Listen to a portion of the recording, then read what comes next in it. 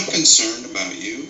I believe that you have a psychological, emotional need, like most women, to be around a man. And I appreciate that. What was that? Oh, that's my microphone.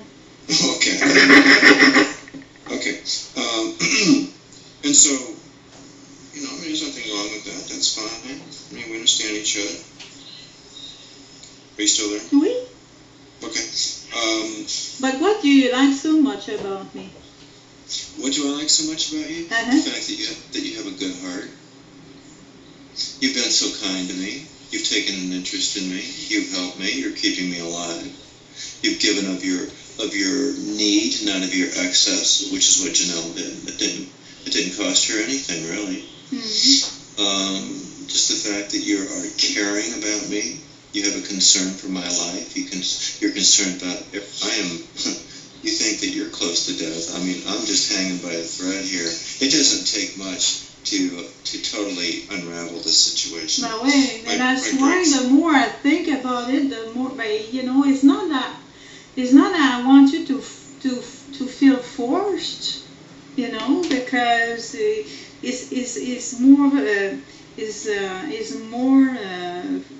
fun for you and I to choose, but I don't want you to feel angry at me if we end up that, there is one apartment, we don't have even two apartments, so we need to start somewhere, and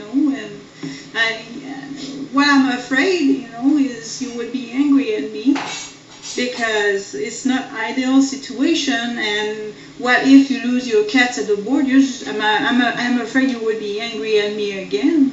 But you can lose your cats right now, and you're in danger. And so for months, it's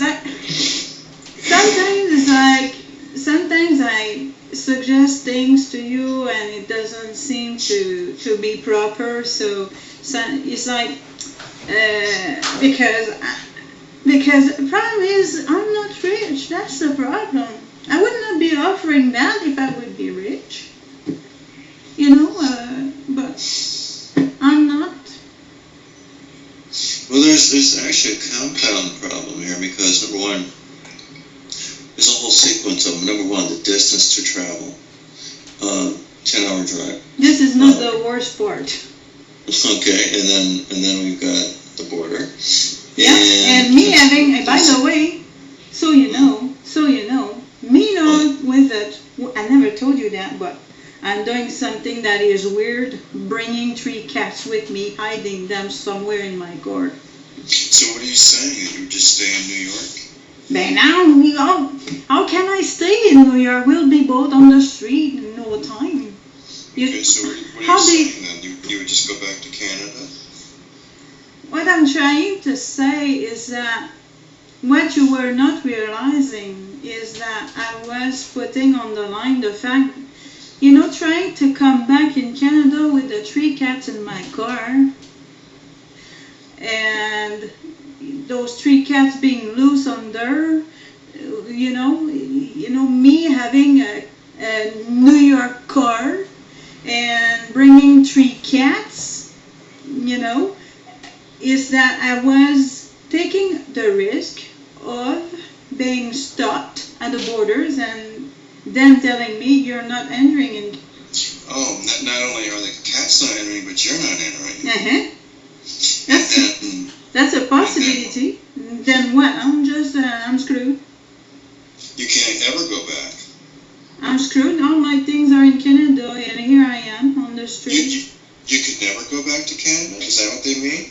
Who knows? I don't have no idea. We're dealing with Nephilim, I guess. Yeah. Everything is possible with them. Hey, there is a woman on YouTube, okay? She crossed the borders in Ontario. She dealt with lesbians, and they were making some improper touching on their bodies. On her body, Everything can happen. Everything. Yeah. Okay, so let me understand now.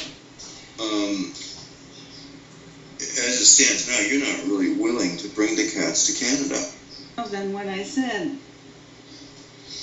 I'm just trying to comprehend what you just said. I don't really grasp. I said we are dealing with evil.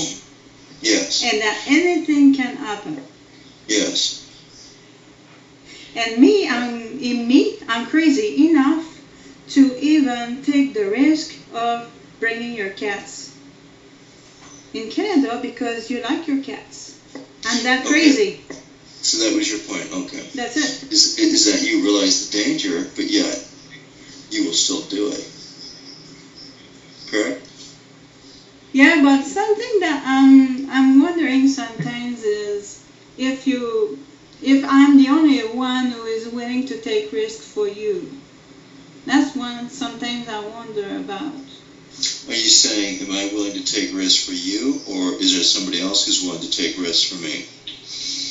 Which one are you saying? Willing to take risks, and if that's the case, it doesn't work. What doesn't work? If I'm the only one taking risks. Oh, so you're saying that I should also take risks? Listen, honey, sometimes I wonder if you think I'm your mother. A mother do that, mother take all the risks for the child. No, I'm just trying to get some clarification here. What you're saying is that I should also be taking some risks. Bah oui. If I'm the only one who want,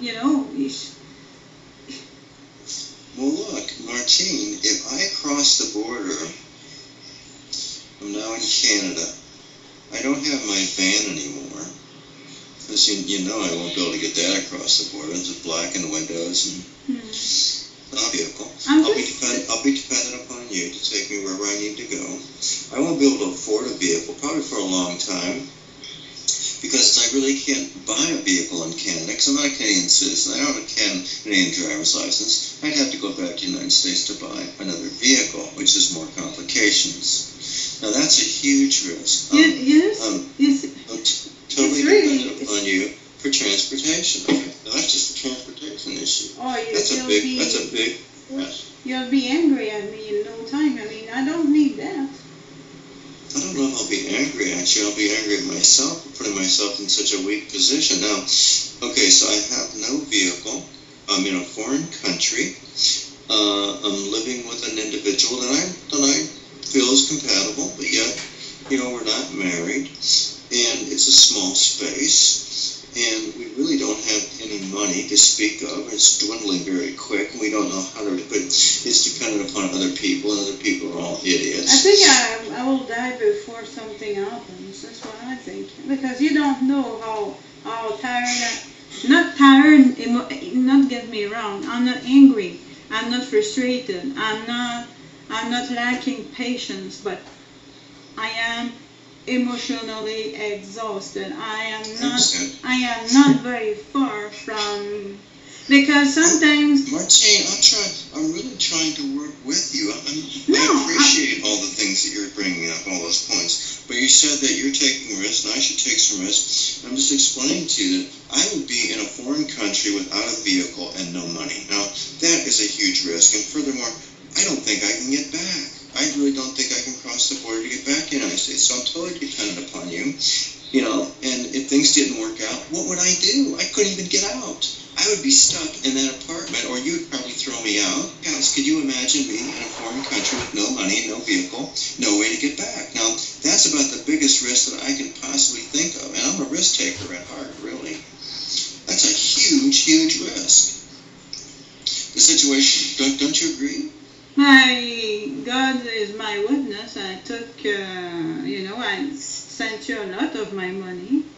In a sense that it was risk-taking, no matter how you look at it. You might think. You've taken some risk.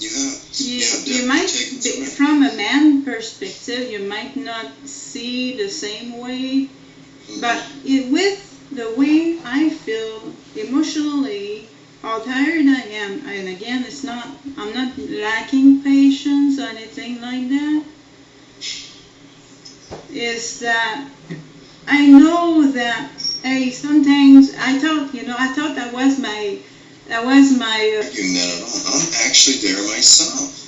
We are in a very similar state. I've been fighting this for a long, long time.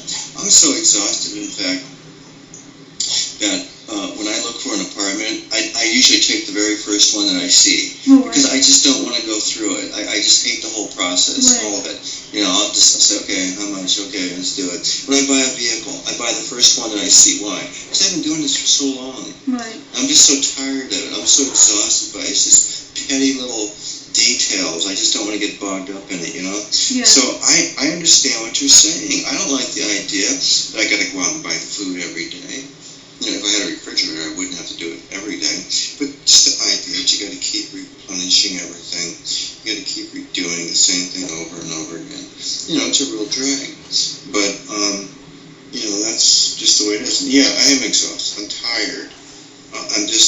I'm really kind of fed up with it. All I'm trying to do is maintain where I'm at, and I'm not. I'm slipping. I'm falling fast. I'm going lower and lower all the time. And I can't move forward because every single turn is every road is blocked, every door is closed. There's nowhere that I can go to get out of it. There's no help coming from anywhere except from you. You're the only one, and I'm just telling you facts. All right. So yeah, we're both taking risks. That is true. I'm just trying to find a way that has a higher probability of success. That's not going to put us both in such stress, and that really is a good solution to this. And what I propose is that we wait until I get some money, and then I'll push this thing forward. But what's happened is that Satan was able to abort that. Now my situation is escalating. I'm sinking even faster. The danger of death to my cat